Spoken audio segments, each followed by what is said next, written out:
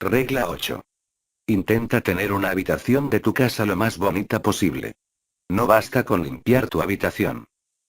Se me conoce por instar a la gente a ordenar su habitación.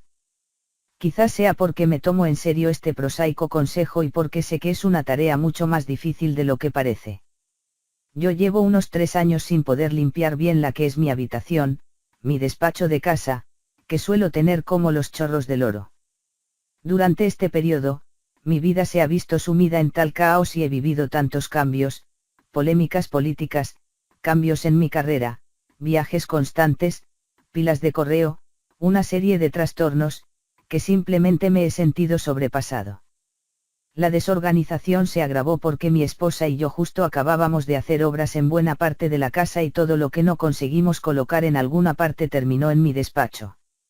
Hay un meme que circula por internet en el que se me acusa de hipócrita por ello, un fotograma de un vídeo que grabé en mi despacho en el que se veía un buen desorden al fondo. Y la verdad sea dicha, yo no tengo mucha mejor pinta. ¿Quién soy yo para decir a la gente que limpie su habitación antes de intentar arreglar el resto del mundo cuando, al parecer, yo mismo no soy capaz de hacerlo? Y esa objeción tiene algo de oportuna y cierta, dado que en ese momento yo no salgo hecho un pincel y mi condición se refleja claramente en el estado de mi despacho.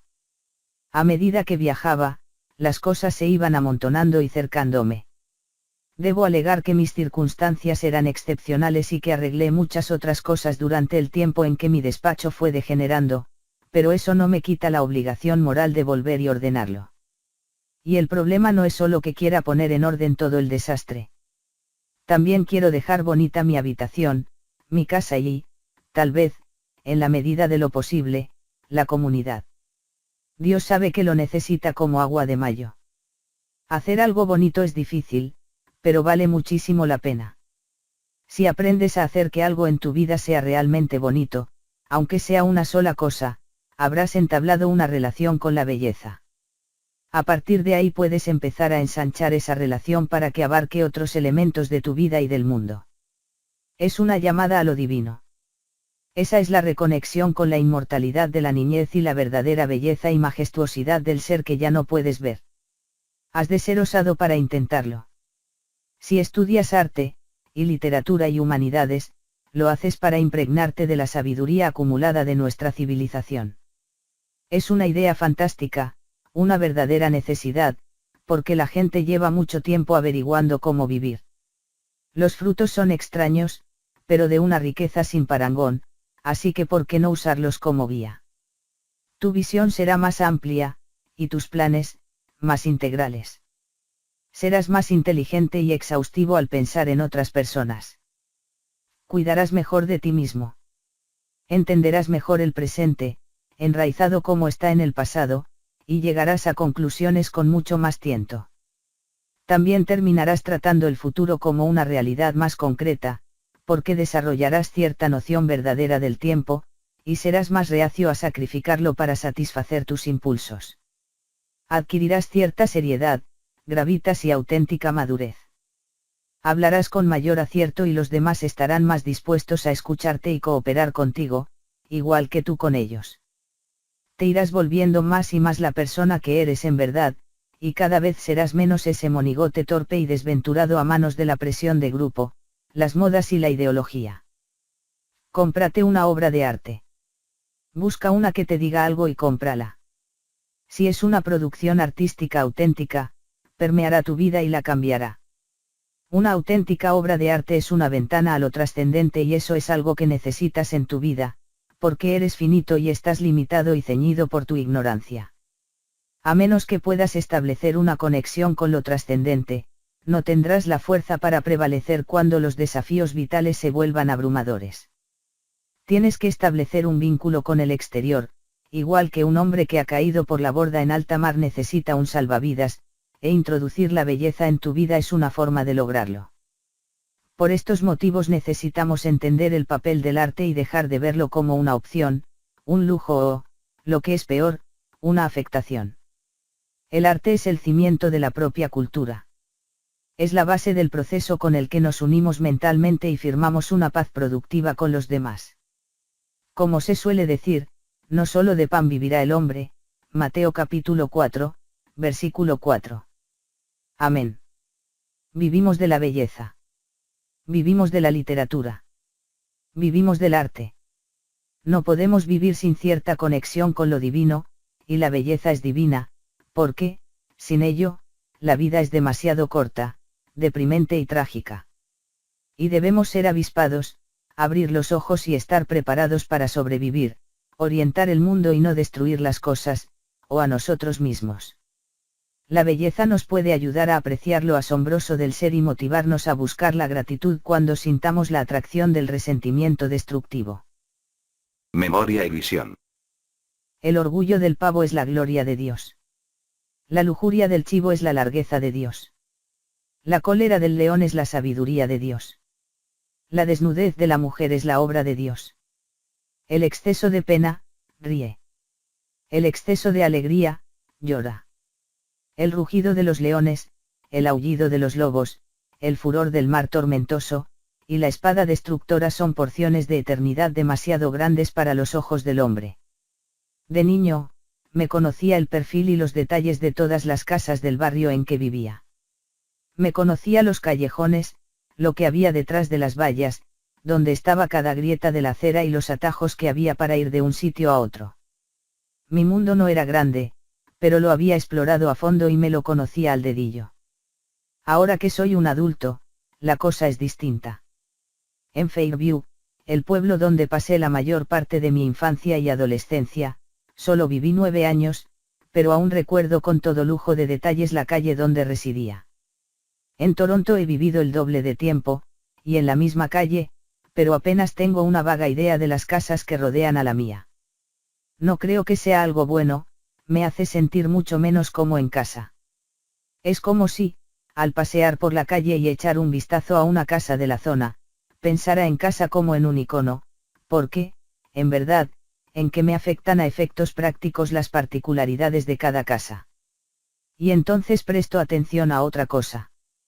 No veo la casa con sus tejas, colores, flores y detalles arquitectónicos específicos, a pesar del interés que habrían despertado en mí si les hubiera prestado atención de cerca. A estas alturas de mi vida, he visto tantas casas en tantos sitios que sé qué esperar de una casa cuando paso a su lado, muy poca cosa.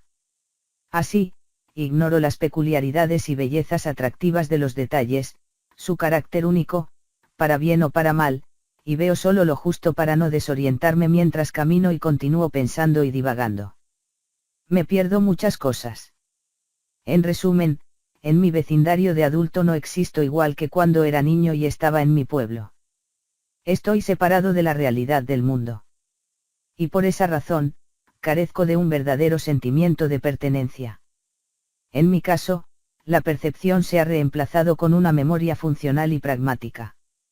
En algunos sentidos me ha hecho más eficiente, pero el coste ha sido una experiencia desprovista de la riqueza del mundo. Recuerdo cuando empecé a trabajar como profesor asociado en Boston, cuando mis hijos tenían 2 y 3 años.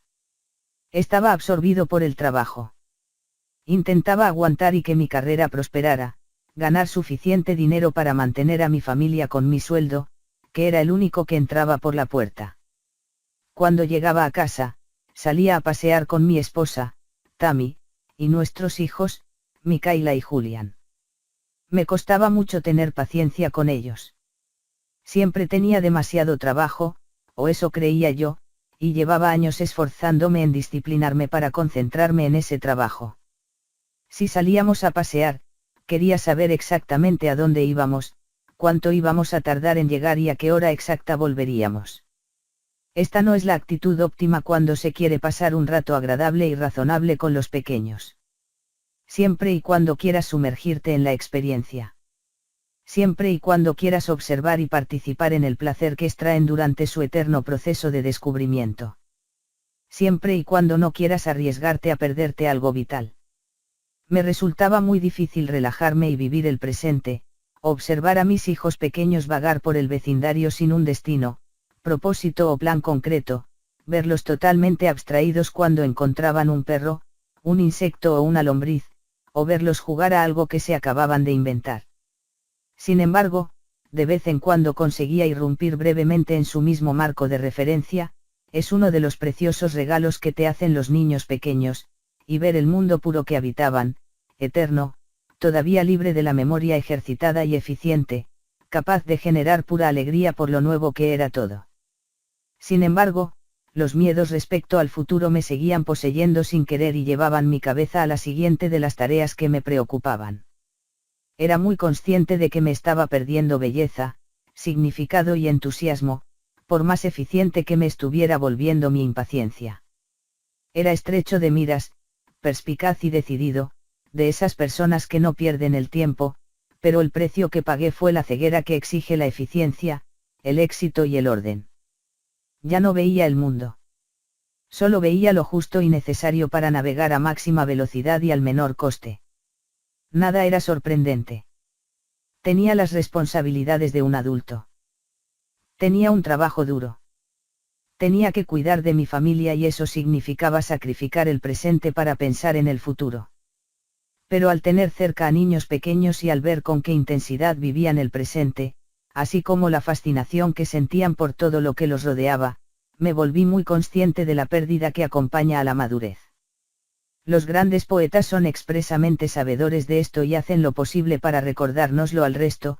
Hubo un tiempo en que el prado, el huerto y los arroyos, la tierra y cada paisaje corriente, me parecían ataviados de luz celestial, con la gloria y la frescura de un sueño. Ahora ya no sucede como en tiempos pasados, vaya a donde vaya, de día o de noche, las cosas que solía ver ya no soy capaz de verlas. Vosotras, benditas criaturas, he oído la llamada que os hacéis las unas a las otras, veo los cielos sonreír con vosotras en vuestro júbilo, mi corazón pertenece a vuestra fiesta, mi cabeza tiene su coronal, la amplitud de vuestra bondad, yo la siento en todo. Oh, diabólico día. Si yo estuviera hosco mientras la tierra engalana esta dulce mañana de mayo, y los niños recogen en cada ladera, en mil valles lejanos y extensos, flores frescas, mientras el sol brilla templado, y el bebé salta en el regazo de su madre, oigo, con alegría oigo. Pero hay un árbol, entre muchos, un simple prado sobre el que yo había puesto mis ojos, ambos hemos hablado de algo que se ha ido, el pensamiento, caído a mis pies, repite el mismo estribillo, ¿a dónde huyó el destello visionario? ¿Dónde están ahora, la gloria y los sueños? Algunos, de hecho, no pierden nunca la gloriosa mirada de la niñez. Esto es especialmente cierto de los artistas, en verdad, parece una parte vital de lo que les convierte en tales. William Blake, pintor, grabador y poeta inglés, fue uno de ellos. Vivía en un mundo quimérico sin igual. Blake percibía la cosa en sí, término introducido por el filósofo Immanuel Kant, con mayor claridad que la mayoría de los mortales, que nos contentamos con el tenue reflejo del entorno que nos brindan nuestras percepciones maduras cada vez más limitadas. Blake también tenía una sensibilidad exquisita para percibir el significado alegórico o dramático de cada suceso aparentemente aislado. La forma en que cada hecho rebosa de connotaciones poéticas, es algo que todo granjero comprende. Cada lágrima de cada ojo se convierte en un niño en la eternidad, y radiantes mujeres lo recogen y a su propio deleite lo devuelven. El balido, el ladrido, el grito y el rugido, son olas que golpean en la orilla del cielo. El niño que solloza bajo la firme vara venganza escribe en los dominios de la muerte. Los andrajos del mendigo, ondeando en el aire, a andrajos reducen el cielo. El soldado, de espada y rifle armado, golpea impotente el sol de verano. El penique del pobre vale más que todo el oro en las costas de África. Una moneda arrancada de las manos del labrador comprará y venderá las tierras del avaro, o si lo protegen desde lo alto compra y vende la nación entera. Quien se burle de la fe de un niño de burla será objeto en su vejez y muerte. Quien enseñe a un niño a dudar jamás saldrá de su tumba corrupta. Quien respeta la fe de un niño triunfa sobre el infierno y la muerte. La visión de un auténtico artista como Blake es realmente excesiva, porque lo que escapa a nuestras percepciones restringidas por la memoria es demasiado. Es la totalidad insondable del mundo, la unión de pasado, presente y futuro, cada nivel está conectado con el resto, sin que nada exista por sí solo, todo insinúa algo vital que escapa a nuestra comprensión y todo denota el arrollador misterio del ser.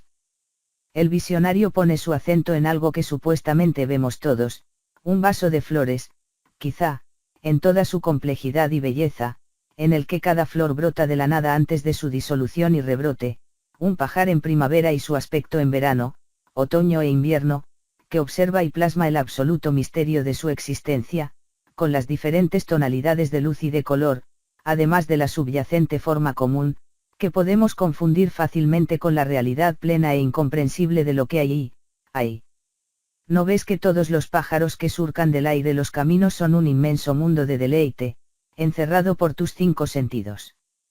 Contemplar el cuadro de los lirios de Van Gogh, en el que se basa la ilustración con la que empieza este capítulo, es, por ejemplo, mirar por una ventana a la eternidad que en su día revelaron nuestras percepciones. Podemos recordar cómo de imponente y milagroso es el mundo en realidad, bajo la familiaridad mundana a la que lo hemos reducido. Compartir la mirada del artista nos reúne con la fuente de inspiración que puede reencender nuestro júbilo terrenal, incluso si la monotonía de la vida diaria ha reducido lo que vemos a la más simple y pragmática de las visiones. Por esos primeros afectos, esos recuerdos imprecisos que, fuesen lo que fuesen, no han dejado de ser la fuente de luz de nuestros días, la luz maestra de cuanto alcanzamos a ver, que nos sostiene y acoge, y tiene poder suficiente para convertir nuestros ruidosos años en instantes del ser del silencio eterno, verdades que despiertan para no morir nunca, que ni la apatía, ni los esfuerzos excesivos, ni el hombre ni el muchacho, ni todo cuanto está enemistado con la alegría puedan suprimirlo ni destruir por completo. Todo esto es aterrador. Da miedo ver la sombra en que hemos degenerado. Da miedo vislumbrar, aun por un instante, la realidad trascendente que existe más allá. Creemos que encuadramos nuestras mejores pinturas en marcos lujosos y ornamentados para glorificarlos, pero lo hacemos al menos en igual medida para recordarnos que la gloria del propio cuadro concluye en el marco. Ese límite, ese ribete, deja cómodamente intacto e inmune el mundo que conocemos. No queremos que la belleza rebase las limitaciones que se le han impuesto e importune todo lo que nos es conocido.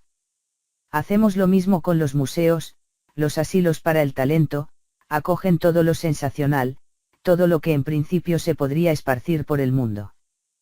¿Por qué no hacer un altar consagrado a una gran obra de arte en cada pueblo, en vez de condensar todas las obras en un lugar para que sea imposible para nadie asimilarlas a la vez?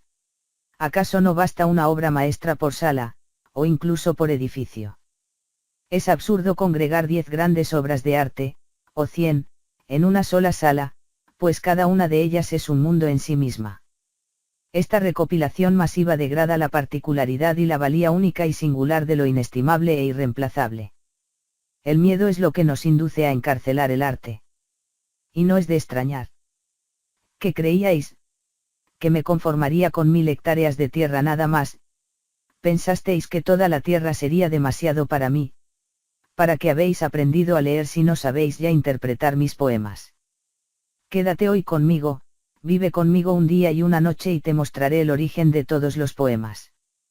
Tendrás entonces todo cuanto hay de grande en la tierra y en el sol, existen además millones de soles más allá, y nada tomarás ya nunca de segunda ni de tercera mano, ni mirarás más por los ojos de los muertos, ni te nutrirás con el espectro de los libros.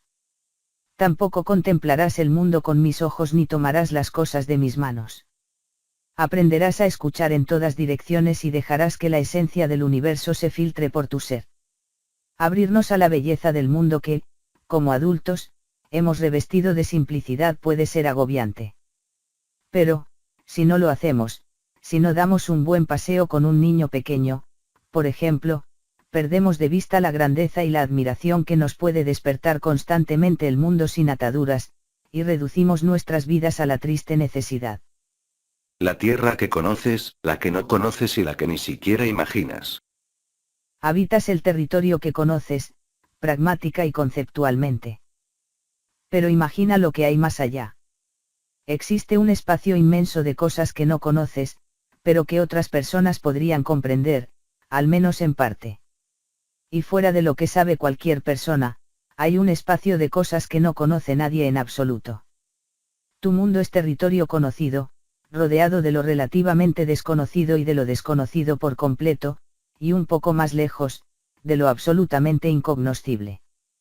Juntos, conforman el paisaje canónico y arquetípico. Lo desconocido se manifiesta ante ti en medio de lo conocido. Esa revelación, a veces fascinante, pero muchas otras veces bastante dolorosa, es la fuente del nuevo conocimiento. Sin embargo, todavía hay que responder a una pregunta fundamental: ¿cómo se genera ese conocimiento? Lo comprendido y comprensible no brinca de golpe desde lo absolutamente desconocido a lo que podemos articular de forma detallada y clara. El conocimiento debe superar muchas fases de análisis, un montón de transformaciones, antes de volverse un tópico, por decirlo de algún modo. La primera fase es la de la acción pura, el acto reflejo, al nivel más básico. Si algo te sorprende, primero reaccionas con el cuerpo. Te agazapas para defenderte, te quedas de piedra o huyes presa del pánico. Todas son formas incipientes de representación y clasificación.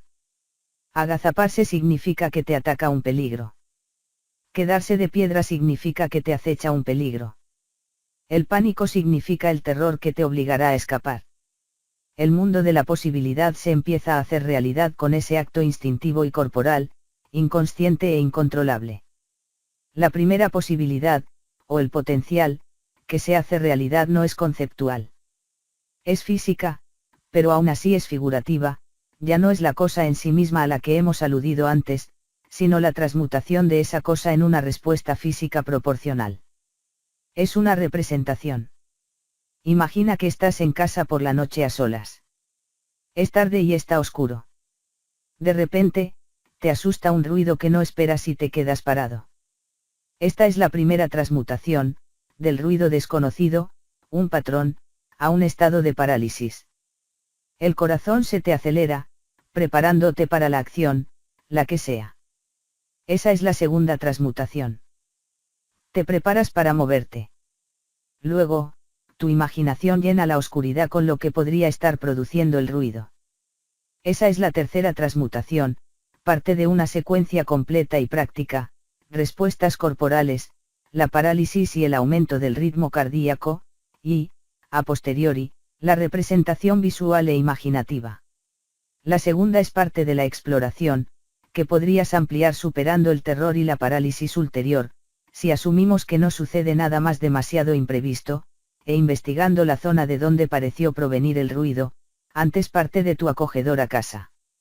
Has iniciado una exploración activa, un preludio de la percepción directa, presumiblemente nada grave, luego, del conocimiento explícito de la fuente, y luego, de la vuelta a la rutina y la paz, siempre que el ruido resulte no ser nada importante. Así es como la información pasa de lo desconocido a lo conocido, salvo cuando el ruido no resulta ser algo insignificante. Entonces sí hay un problema. Los artistas son las personas que viven en la linde de la transformación de lo desconocido en conocimiento. Hacen su incursión voluntaria a lo desconocido, se llevan con ellos un pedazo y lo transforman en una imagen. Quizá lo hacen con una coreografía o un baile, representando la manifestación del mundo en un formato físico, comunicable a los demás, aunque no con palabras. Quizá lo hacen actuando, que es una forma sofisticada de personificación e imitación, o pintando o esculpiendo. Quizá lo consiguen escribiendo un guión, o una novela. Al final de todo llegan los intelectuales, que, con filosofía y crítica, resumen y articulan las representaciones y reglas de la obra. Piensa en el papel que desempeñan las personas creativas en las ciudades. Suelen pasar penurias, pues es virtualmente imposible ganarse muy bien la vida como artista, y esa estrechez es parte de lo que les motiva. No subestiméis la utilidad de la necesidad. Siendo pobres, exploran la ciudad y descubren alguna zona ruinosa o con cierto índice de delincuencia que ha vivido tiempos mejores. La van a ver, observan y fisgonean. Y luego piensan, pues con un poquito de esfuerzo, esta zona podría molar. Se mudan allí, abren algunas galerías y exhiben arte. No ganan dinero, pero civilizan un poco el espacio. Y con ello, elevan y transforman algo peligroso en algo vanguardista. Luego aparece una cafetería y, tal vez, una tienda de ropa poco convencional. Y en cuanto menos te lo esperas, llegan los gentrificadores. También son tipos creativos, pero son más conservadores, quizá estén menos desesperados y sean más reacios al riesgo, cuando menos, por lo que no son los primeros en dar el paso. Entonces se presentan los promotores inmobiliarios, surgen las franquicias y se asienta allí la clase media y alta. Al final, los artistas se tienen que mudar porque ya no pueden pagarse el alquiler. La vanguardia sale derrotada, pero, aunque es duro, no pasa nada, porque con tanta estabilidad y predictibilidad los artistas ya no encajan. Tienen que rejuvenecer otra área. Necesitan otro horizonte que conquistar. Ese es su hábitat natural. Esa frontera, donde los artistas están transformando siempre el caos en orden, puede ser un lugar muy inhóspito y peligroso. Viviendo allí, un artista se arriesga constantemente a precipitarse del todo en el caos, en vez de transformarlo. Pero los artistas han vivido siempre allí, al borde del entendimiento humano. El arte es a la sociedad lo que el sueño es a la vida mental. Cuando soñamos, tenemos mucha imaginación. Por eso cuando recuerdas un sueño piensas, ¿de dónde demonios ha venido eso? Es muy extraño e incomprensible que algo pueda ocurrir en tu cabeza y que no tengas ni idea de cómo llegó ahí o de lo que significa. Es un milagro, la voz de la naturaleza se manifiesta en tu psique. Y pasa cada noche.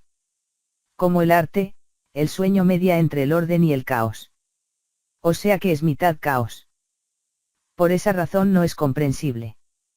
Es una visión, no una producción del todo articulada. Los que materializan esas visiones truncadas en producciones artísticas son los que empiezan a transformar lo que no entendemos en aquello que, al menos, podemos empezar a ver. Ese es el rol del artista, llevar la voz cantante. Es su sitio natural. Son los primeros agentes civilizadores. Los artistas no entienden del todo lo que hacen. Si están haciendo algo nuevo de verdad, no pueden entenderlo. De lo contrario, simplemente podrían explicar qué quieren decir y qué han hecho con ello. No necesitarían expresarse con la danza, la música y la imagen.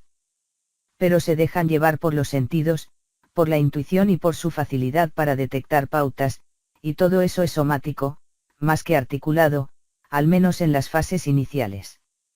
Al crear, los artistas pugnan con un problema, tal vez incluso con un problema que no entienden del todo, e intentan llamar la atención de todo el mundo sobre algo nuevo.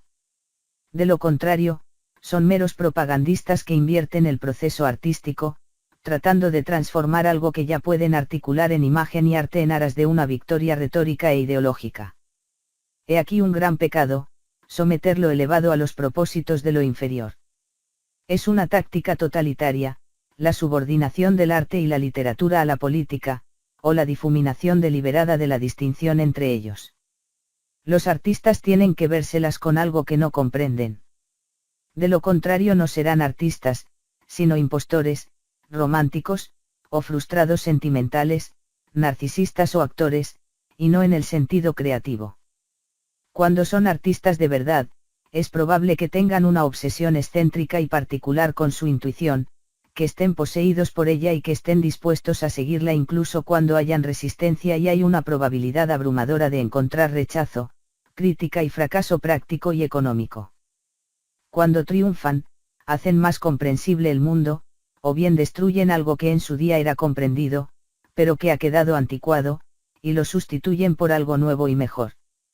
Acercan lo desconocido al mundo consciente, social y articulado.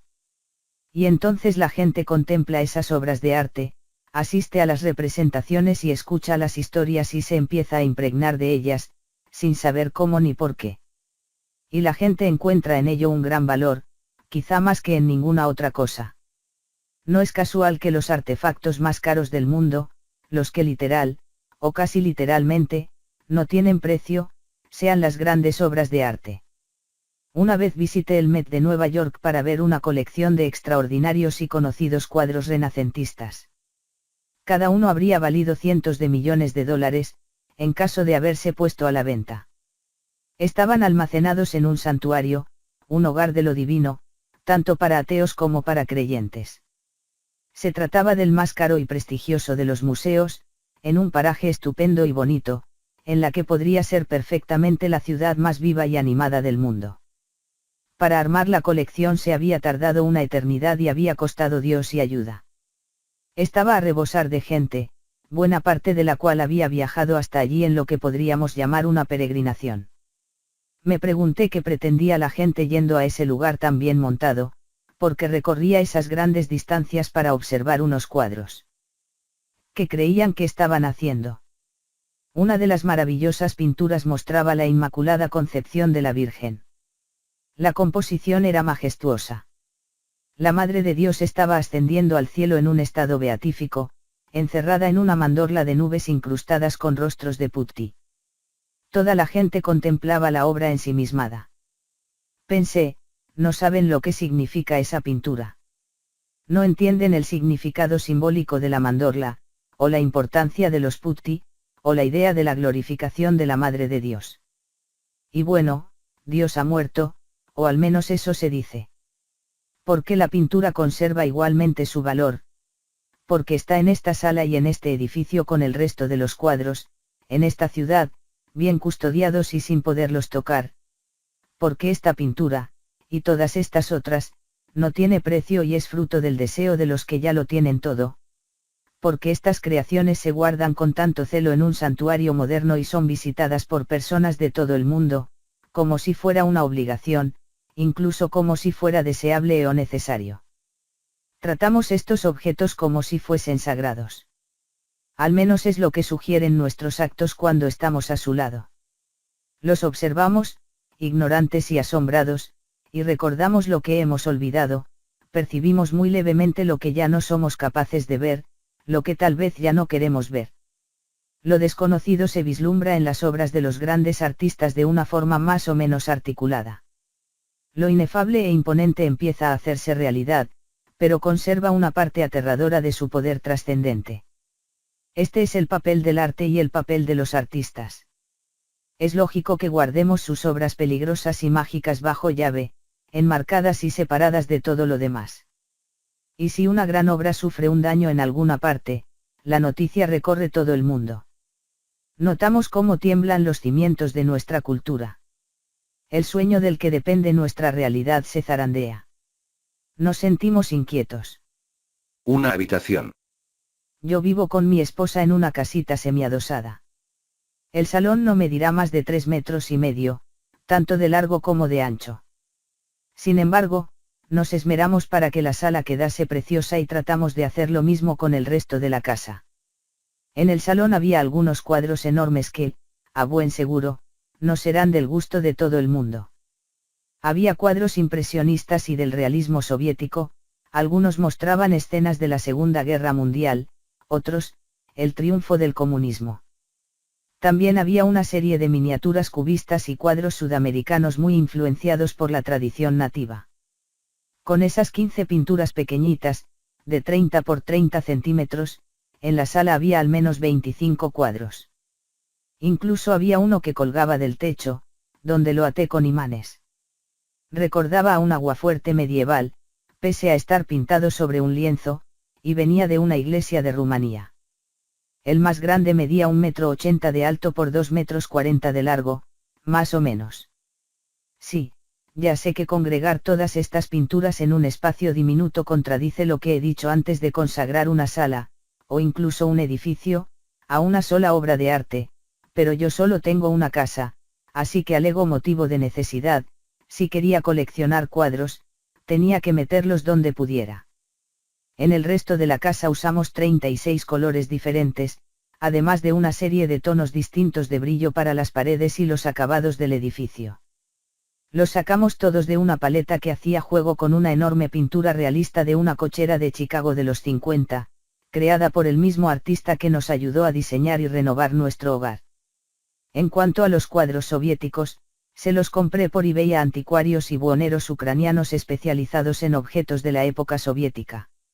Llegué a tener una red de unos 20 ucranianos que me mandaban fotos de cualquier cuadro que rescataban de las ruinas de la burocracia soviética.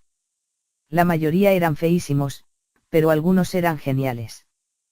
Por ejemplo, tengo un gran cuadro en el que sale Yuri Gagarin, el primer hombre en ir al espacio, de pie delante de un cohete y un sistema de radar, y otro de los 70 en el que aparece un soldado que escribe a solas a su madre delante de una radio enorme. En verdad, es alucinante ver hechos más o menos modernos inmortalizados al óleo por artistas de talento. Hay que decir que los soviéticos mantuvieron en funcionamiento sus academias desde el siglo XIX y, a pesar de las tremendas restricciones que se impusieron sobre lo que se podía crear, los que estudiaron en ellas se convirtieron en grandes pintores. Las pinturas soviéticas acabaron apoderándose de nuestra casa. La mayoría eran pequeñas y un auténtico chollo, así que las compraba a docenas. La época soviética tuvo su propio impresionismo, consistente sobre todo en cuadros de paisajes. El estilo es más hosco y agresivo que la versión clásica francesa, pero resulta muy de mi agrado y me recuerda al lugar donde crecí, la zona occidental de Canadá. Mientras los buscaba, me gusta pensar que vi más pinturas que nadie en la historia. Como mínimo durante 4 años, a partir de 2001, busqué en eBay y analicé unos 1000 cuadros al día, todo para encontrar uno o dos que fueran realmente buenos.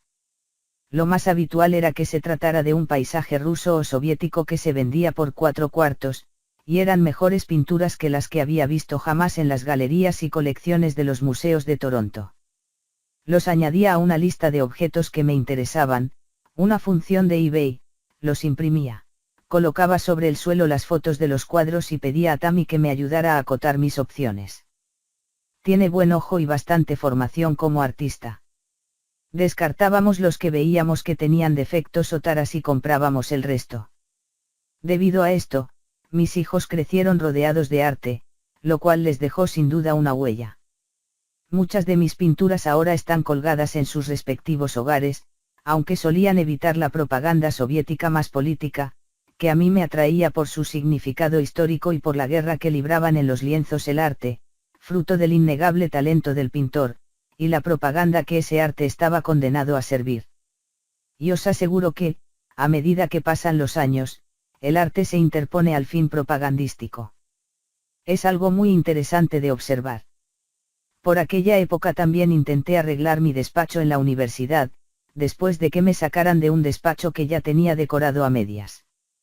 Lo hice con el mismo artista que nos ayudó a rediseñar el interior de casa, y al que compré muchas pinturas grandes que cuelgan en nuestro hogar.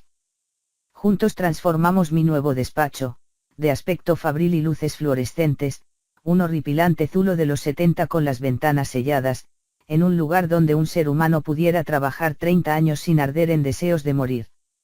Los miembros del profesorado tenían prohibido hacer grandes cambios en esos espacios, debido a las normas sindicales, o a la interpretación administrativa de esas normas. Así pues, mi amigo artista y yo trazamos un plan. Optamos por clavar unos ganchos pesados y niquelados en el bloque de hormigón. Los queríamos colocar de 2 en 2, a 2 metros del suelo y separados por poco más de 1 metro. De ellos colgaríamos unas buenas planchas de madera lijada y tintada de 2 centímetros, con chapa de cerezo en uno de los lados. Y voilà, tendríamos un despacho revestido de madera por solo 8 láminas contrachapadas de $75 cada una, más la mano de obra. Y vamos a instalarlas en fin de semana, cuando no hubiera nadie. Luego teníamos pensado pintar el falso techo. El infierno es un sitio lleno de falsos techos, rejillas de ventilación oxidadas y luces fluorescentes. De esto no cabe duda, la caída de la productividad debida a la deprimente fealdad, la monotonía y la depresión general del ánimo que resultan de estos elementos económicos supera holgadamente el dinero que se ahorra con las técnicas arquitectónicas más baratas y la luz más mortecina. Todo el mundo parece un cadáver bajo un fluorescente. Poco dinero, poco meneo. También íbamos a pintar el techo, con cuidado, porque había asbesto sobre las baldosas, con una pintura llamada hemorrhage, que una vez seca parece metal amartillado. Así habríamos transformado una estética inapelablemente industrial, que puede resultar bonita si se maneja con inteligencia, en algo cuidado y único. También habría salido por un coste mínimo. Una buena alfombra, tal vez persa, también las había muy económicas en eBay, cortinas de buena calidad y un escritorio industrial decente, un fin de semana de trabajo en secreto y tendría un despacho en el que cualquier persona civilizada podría vivir sin rencor ni desprecio por sí mismo. Pero cometí un error de bulto, le conté a una de las jefas del departamento de psicología lo que me traía entre manos. Ya habíamos hablado antes de lo monstruosa que era la planta en que estaba nuestro departamento y el pésimo estado de todos los despachos, y pensé que habíamos convenido en que hacía falta una mejora. Creía que podía contar con ella. Incluso habíamos hablado de transformar su superdespacho. Entusiasmado, me puse a contarle mis planes. Parecía descontenta, en vez de complacida, y de repente dijo, no puedes hacer eso. Meneé la cabeza incrédulo, y pensé, ¿cómo? Quiero mejorar algo extremadamente feo, deprisa y sin problemas, por un módico precio. Y tu respuesta es, no puedes hacer eso. ¿A qué te refieres? Dije. Es que, si lo haces, todos los demás lo querrán hacer, dijo. Por lo pronto se me ocurrieron 4 respuestas. Primero, no querrán. Segundo, todos podrían hacerlo, porque sería baratísimo.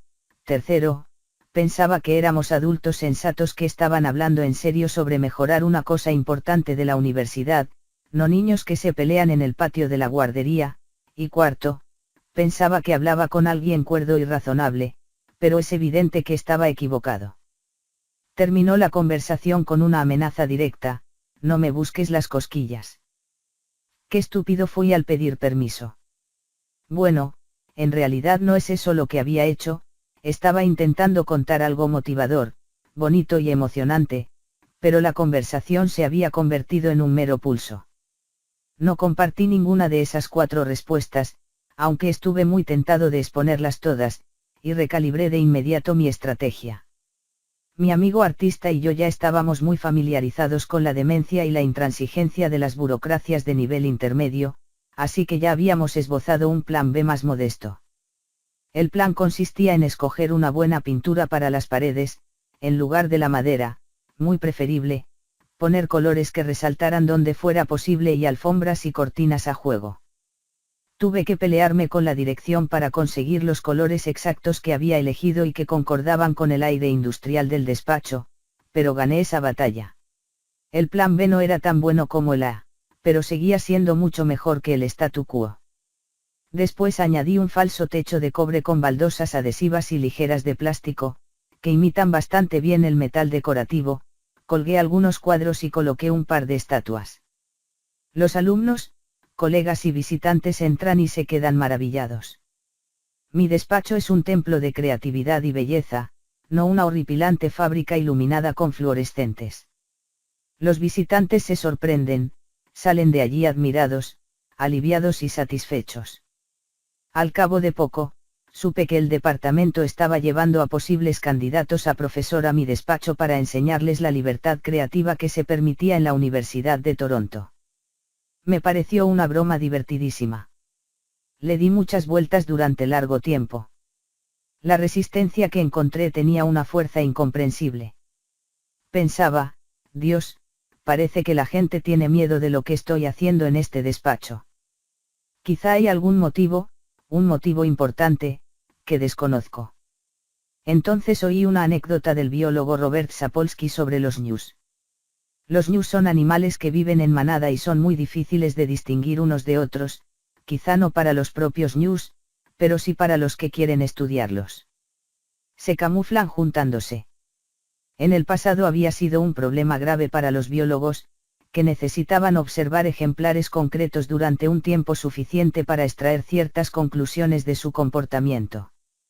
Veían un ñu, desviaban la vista un momento para anotar algo y, cuando volvían a alzar la mirada, no localizaban al mismo animal.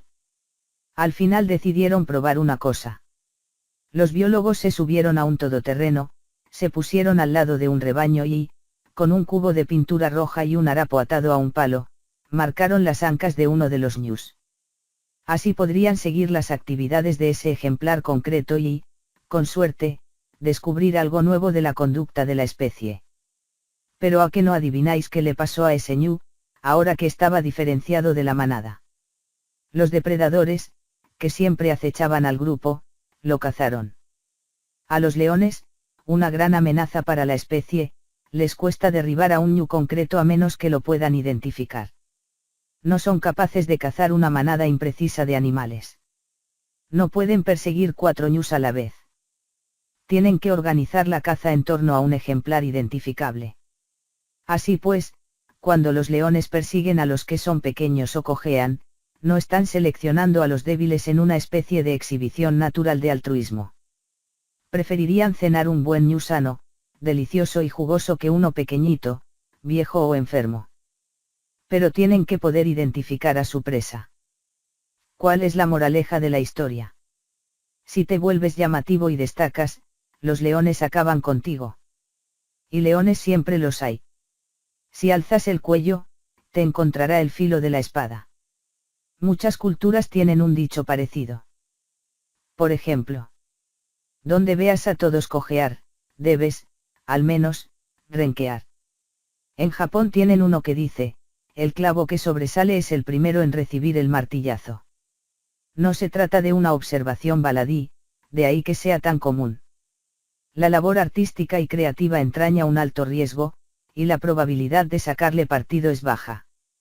Pero sí es posible sacarle un rédito excepcional y, pese a ser peligrosa y tener pocas posibilidades de cuajar, la labor creativa también es absolutamente vital para la transformación que nos permite seguir en pie. Todo cambia. Justo por eso el tradicionalismo puro está condenado a morir. Necesitamos lo nuevo, solo para mantener nuestra posición. Y necesitamos ver qué es lo que nuestro conocimiento y especialización nos impide ver, a fin de no perder el contacto con el reino de Dios y no morir de aburrimiento, hastío, arrogancia, apatía ante la belleza y amargo cinismo. Además, somos animales de presa indefensos que se acobardan y se protegen ocultándose y camuflándose. ¿O somos seres humanos? Decoración no. El arte abstracto nos conturba, igual que el arte que parece dedicado a despertar reacciones negativas como el asco o el horror solo con el fin de violentar. Yo siento un gran respeto por los ideales de la belleza tradicional y, por tanto, cierta simpatía por esa respuesta, y es casi innegable que muchos de los que desprecian la tradición enmascaran ese sentimiento bajo la pretensión artística. Sin embargo, el paso del tiempo diferencia, aunque sea con imperfecciones, la obra de inspiración genuina de la fraudulenta, de forma que lo irrelevante suele caer en el olvido. También es fácil cometer el error contrario, pensar que el arte debería ser bonito y fácil de apreciar, sin esfuerzo ni dificultad, creer que debería ser decorativo, ir a juego con los muebles del salón. Pero el arte no es decoración. Esa es la actitud de un inexperto que no sabe nada, o de alguien que no deja que su terror por el arte le permita progresar y aprender. El arte es exploración. Los artistas enseñan a la gente a ver. Ahora, la mayoría de las personas con cierta exposición al arte consideran la obra de los impresionistas, por ejemplo, como naturalmente bella y relativamente tradicional. En buena medida es porque, durante la segunda mitad del siglo XIX, solo los impresionistas percibían el mundo como lo percibimos ahora nosotros. No lo podemos evitar, pues la estética impresionista lo ha saturado todo: anuncios, películas, pósteres ilustres, cómics, fotografías, todas las formas de arte visual. Ahora todos vemos la belleza de la luz que, en su día, solo los impresionistas podían capturar. Nos la enseñaron ellos. Pero la primera vez que exhibieron sus cuadros en el Salón des Refusés de 1863, dado que el tradicional Salón de París los había rechazado, los lienzos fueron objeto de mofa y desdén. La idea de percibir de esa manera, prestando especial atención a la luz, en esencia, más que a la forma, era tan radical que hubo personas que se lo tomaron como una afrenta personal. Muchas veces me asombra cómo incluso las técnicas del cubismo, en algunos aspectos mucho más extremo y extraño que el impresionismo, se han vuelto parte esencial de nuestro lenguaje visual. He encontrado las caras multidimensionales pero aplanadas del género hasta en los cómics. Lo mismo pasa con el surrealismo, que se ha incrustado tanto en el imaginario popular hasta convertirse casi en un cliché. Vale la pena repetirlo, los artistas enseñan a la gente a ver.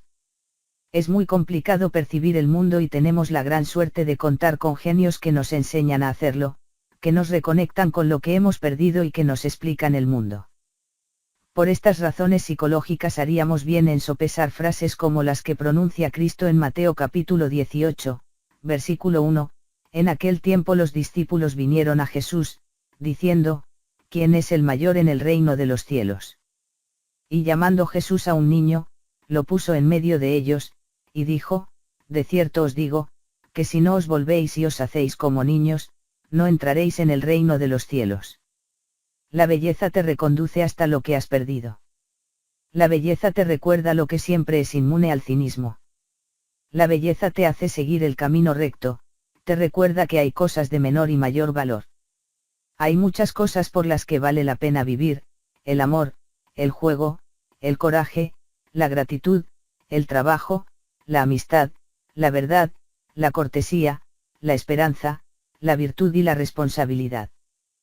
Pero la belleza es una de las más grandes.